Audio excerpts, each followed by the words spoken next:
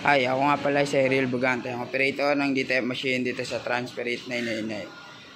6 na araw naman po ito na gamit na may total meters na 105. Ito naman po ang printed area po namin. Ito naman po aming copying na may 90% good condition pa po. Ganito naman po ay head clean.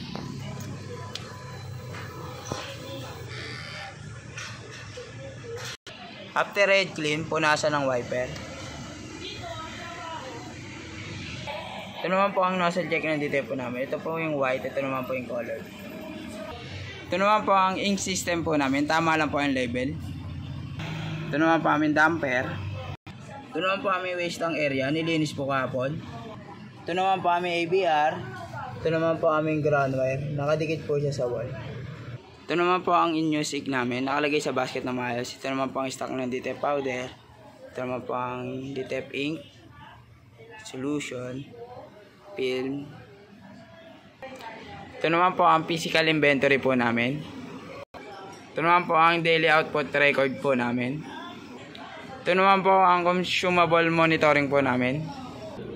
Ito naman po ang daily maintenance checklist po namin. Updated naman po siya. Thank you.